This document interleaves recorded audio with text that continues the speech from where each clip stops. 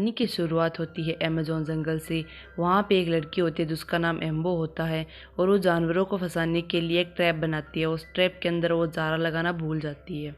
तो वो चारा लगा के आती है और उसे आवाज़ आती है कि कोई जानवर है। तो वो देखती है तो एक बंदर दिखाई देता है। उस बंदर को देख के वो निराश होके फिर से अपने हथियार नीचे कर लेती है और निराश होके जाने लगती है। तब वो अपने ट्रैप के अंदर फंस जाती है। तभी हम देखते हैं एक गाँव होता है कंदाबो नाम का। वहाँ पे उसे हम देखते हैं एक उसका मालिक होता है और एक उसकी बेटी होती है। तो वहाँ पे उस कंदाबो शहर को एक श्राप लगा हुआ होता है। वहाँ पे अचानक मछलियाँ मरने लगती है अपने आप। तब वह सोचता है मुखिया कि मैं अपनी बेटी को क्यों ना मुखिया ना बना दूँ। वो क्या उस श्राप से मुक्ति दिला दे और इन मछलियों को भी बचा ले। तो वह सोचता है कि कल मैं अपनी बेटी को यहाँ की मुखिया बना दूंगा। तो वह अपनी मुखिया बनाने के लिए तैयारी करता है अपनी बेटी के साथ और वो कहता है कि तुम्हें अपनी जिम्मेदारियों को निभाना होगा और एक इससे श्राप इस गांव को श्राप से मुक्त कराना होगा। तो वह लड़की खुश होती है, ट्रैप में फंसी हुई होती है। तभी उस गांव के सेनापति आते हैं कुटुम और उसको बोलते हैं कि तुम यहाँ क्या कर रही हो। तो वो एम्बो बोलती है कि तुम मेरी मदद करो। तो सेनापति साफ साफ मना कर देते हैं कि मैं तुम्हारी मदद नहीं कर सकता और एक चाकू लो और तुम अपनी मदद खुद करो। तो वो बोलती है कि तुम मुझे छुड़ाओ, लेकिन नहीं बोलता नहीं, तुम चाकू से खुद अपनी मदद कर सकती हो। तो ये कहकर चला जाता है। फिर वो अपने चाकू को पकड़ने का प्रयास करती है लेकिन एम्बो बार बार फेल हो जाती है। तभी वहाँ पे आती है दो रूहानी फरिश्ते। उनको देखकर एम्बो डर जाती है और सोचती है कि वो सपना है और लेकिन वो बोलते हैं कि नहीं, ये सपना नहीं है, हकीकत है। उसे वो छुड़ा देते हैं और एम्बो खुश होती है और सोचती है कि नहीं, ये सपना नहीं है, ये तो हकीकत है। और वो छुट जाती है और बोलती है, उसे जल्दी होती है कि उसे जुम्मी के स्वागत के लिए जाना है क्योंकि जुम्मी मुखिया बनने वाली है। और उस जाते जाते वो बोलती है कि तुम यहीं रुको। थोड़ी दूर उन्हें छोड़ देती है कि मैं जाती हूँ और फिर तुम्हें मैं बुलाऊँ तब आना है। ये कहकर वो चली जाती है। लेकिन वहाँ पर तो जुम्मी का बहुत ज़ोरों से स्वागत हो रहा है और जुम्मी को हार पहनाया जा रहा है मुखिया बनाने के लिए। और उसमें एम्बो बहुत लेट हो जाती है तो जुम्मी उससे बहुत गुस्सा होती है कि तुम इतनी लेट कैसे आई, तुम्हें तो जल्दी आना था। लेकिन वो बोलती है कि मुझे कुछ कारण हो गया, उससे मैं लेट हो गई। और वो आपस में बातचीत करते हैं। तभी वो बोलती है कि तुम्हें मुझे कुछ दिखाना है। वो बोलती है क्या दिखाओगी, कि दो रूहानी फरिश्ते हैं। कि वो बोलती है कि कहाँ। जुम्मी बोलती है कि तुम झूठ बोल रही हो। एम्बो कहती है नहीं, मैं झूठ नहीं बोल रही, दो रूहानी फरिश्ते हैं और उन्हें मैं बुलाती हूँ।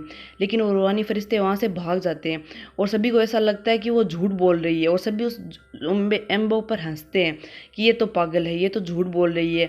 एम्बो निराश होकर रो के चली जाती है। रूहानी फरिश्ते वापस मिलते हैं और उन पर वो बहुत गुस्सा होती है कि तुम कहाँ थे। और वो बोलते हैं कि तुम्हें मैं एक चीज़ बतानी है, तुम इस शराब से बचा सकती हो सबको।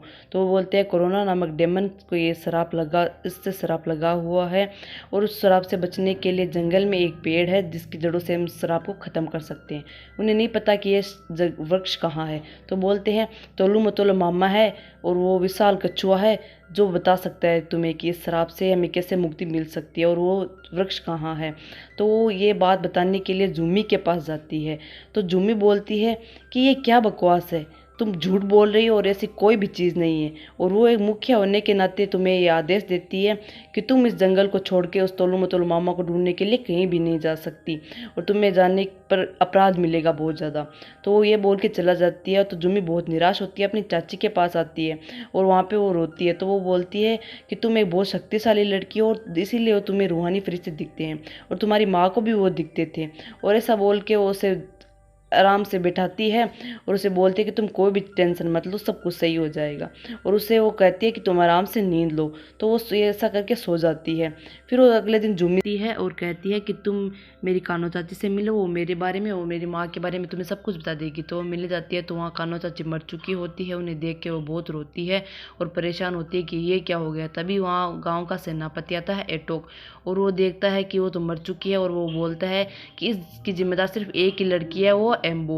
और वो एम्बो पर बहुत गुस्सा होता है। एम्बो सुन के रो के चली जाती है और जुम्मी उसके पीछे भागती है। तभी वो कहता है सेनापति कि मैं इसके पीछे जाता हूँ और उसे मार देता हूँ।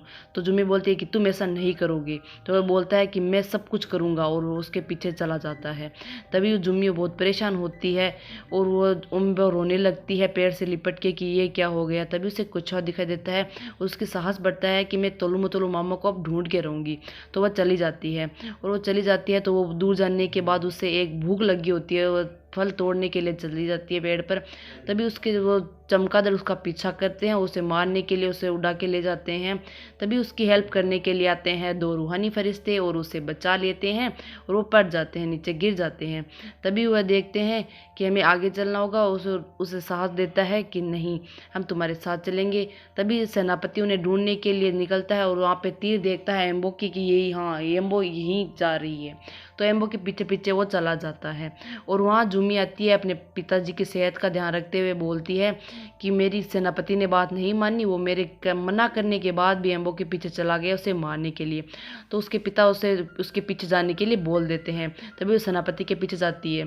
तभी वहाँ एम्बो और उसके रूहानी फरिश्ते आगे चले जाते हैं और वो उसे साहस बनाते हैं कि तुम्हें फल तोड़ने हैं। तो वो बोलती है कि मेरे इस तीर से तुम्हें फल नहीं तोड़ सकती।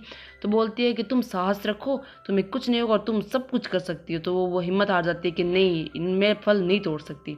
तो फिर वो बोलते हैं कि तुम फल तोड़ सकती हो, देखो ऐसे तोड़ो। और सभी को कभी हिम्मत नहीं हारनी चाहिए, अपनी हिम्मत तब साहस बना रखोगे तभी सब कुछ हो सकता है, हिम्मत नहीं आनी चाहिए। ये बोल के उसके साहस बन जाता है और वह चले जाते हैं आगे। और देखते हैं धुआं निकल रहा है, ये क्या चीज़ है, वो देख के परेशान हो जाते हैं।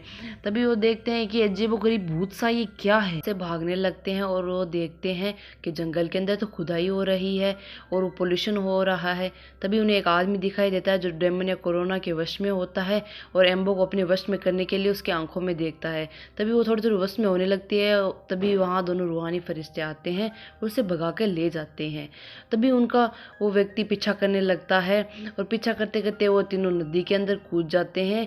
और लेम्बो अपना मुंह धोती है तो देखती है कि उसका पीछा कोई कर रहा है और वो पीछा करते थे उसे पकड़ ले जाता है।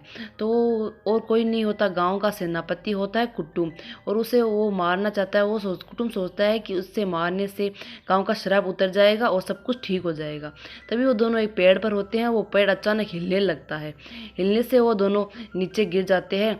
कुटुम नीचे गिरने से बेहोश हो जाता है, बेहोश होने से और वो जा गिरती है पेड़ नदी के अंदर। नदी के अंदर उसे कछुआ, वह उसके पीछे जाती है और देखती है उसे मतिल्ला मामा भी वहीं होते हैं और जिसे देखकर वो बहुत खुश होती है और कहती है कि मुझे कंदाबो गांव की समस्या का हल करना है। तो और वो पूछती है कि वो पेड़ कहाँ है। तो वो बोलता है मतिल्लो मामा कि पेड़ वहीं है जहाँ तुम खेलती थी और तुम्हारी माँ की आत्मा भी वहीं है।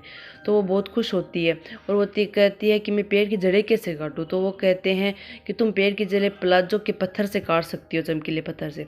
तो वो कहती है प्लाजो कहाँ मिलेगा। तो वो कहते हैं कि वो बहुत ऊंची पहाड़ियों पर रहता है। तो वो बोलती है पहाड़ियाँ। तो मतिल्लो मामा कहते हैं हाँ हाँ पहाड़ियों पर रहता है, वो ही तुम्हें चमकीला पत्थर दे सकता है। और कहते हैं मतिल्लो मामा कि तुम उसे खुश करने के लिए मीठी पत्तियां भी ले जाना, जिससे शायद वो तुम्हें चमकीला पत्थर दे भी दे। तो वो खुश होती है और उसका धन्यवाद करती है और वहाँ से चली जाती है। सेनापति थोड़ा बहुत होश में आता है और वहीं वो जो उसके वश में होता है कोरोना के, वो भी वहाँ आ जाता है। और वो चलती चलती एम्बो थक जाती है और थक के गिर जाती है। फिर वहाँ आते हैं 2 रूहानी फरिश्ते आते हैं और तुम उसे उठाते हैं और कहते हैं, वो सारी बात बताती है कि मोतिलो मामा ने मुझे ऐसा ऐसा कहा है।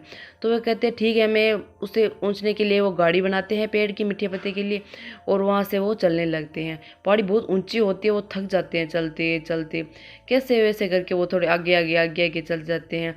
और हम देखते हैं जूमी को जो अपने सेनापति से मिलती है और सेनापति मिलाता है उसे साइंटिस्ट जो उसे वश में होता है उससे। तो वो साइंटिस्ट कहते हैं कि मैं तुम्हें श्राप से मुक्ति दिला सकता हूँ, तो मैं सभी व्यक्तियों को ठीक कर सकता हूँ।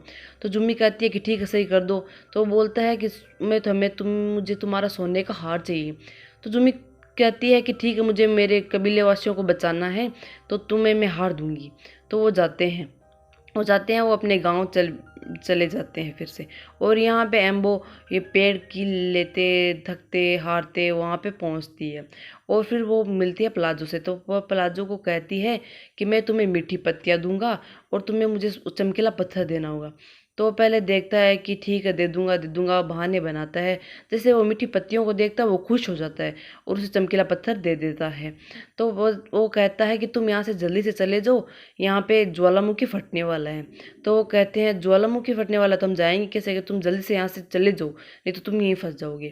तो ऐसे में जानने लगते हैं, तभी वो फट जाता है ज्वालामुखी और उनका आने जाने का रास्ता बंद हो जाता है। तो जुम्मी घबरा जाती है और कहती है अब हम क्या करें। तो वो कहती है प्लाजो से कि तुम तुम्हारे पंख हमें दे दो। तो वह कहता है मैं नहीं दूंगा। तो उससे कहती है कि मैं तुम्हें मीठी पत्तियाँ और ला के दूंगा। तो उन्हें पंख दे देता है। और उसमें एक रूहानी फरिश्ते का भार ज़्यादा होता है जिससे वे उड़ नहीं पाते, और वहाँ पे वो टूट जाता है जिससे वो उड़ नहीं पाते। तभी वह कहते हैं कि मैं यही रहूँगा और तुम दो चले जाओ। तो वो एक बार तो सोचती है कि मैं नहीं जाऊँगी नहीं जाऊँगी, फिर एम्बो सोचती है कि मैं जाना ही होगा। तो एम्बो चली जाती है और वो उस पेड़ के जिस पेड़ की उसे तलाश थी वो उस पेड़ तक पहुंच जाती है।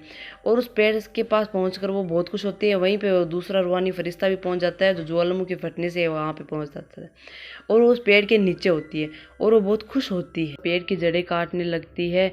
तभी वह जुम्मी आती है कि तुम ऐसा मत करो, सब कुछ सही हो चुका है। तो वो बोलती है कैसे, कि मेरे पापा को किसी साइंटिस्ट ने सही कर दिया और तुम चल के उसे देखो। तो एम्बो चली जाती है उसके साथ और देखती है कि साइंटिस्ट ही वही। वो उससे डरती है और वहाँ से भाग जाती है। जुम्मी उसके पीछे भागती है कि तुम्हें क्या हुआ, तुम भाग क्यों रही हो। तो वो बोलती है साइंटिस्ट किसी के वश में है और वो सही आदमी नहीं है। तो जुम्मी कहती है कि तुम हर बार झूठ बोलती हो। उसे चिढ़ती है, उस पर गुस्सा करती है और कहती है चली जाओ यहाँ से।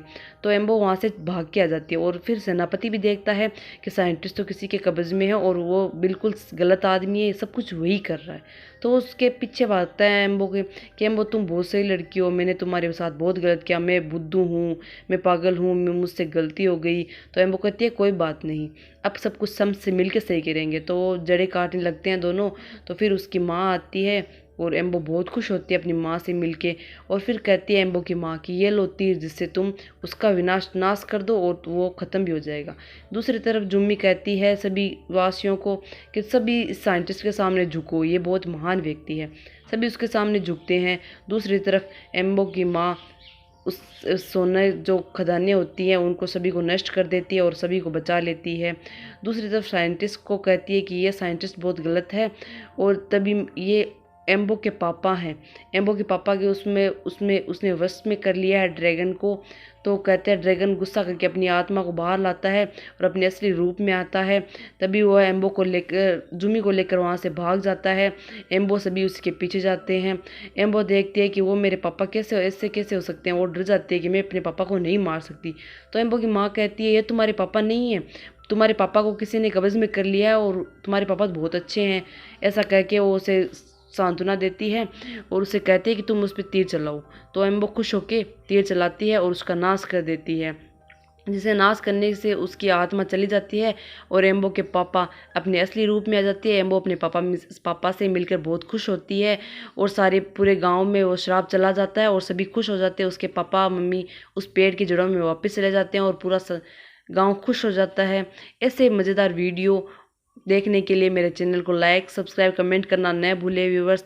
धन्यवाद, मेरे पूरा वीडियो देखे धन्यवाद।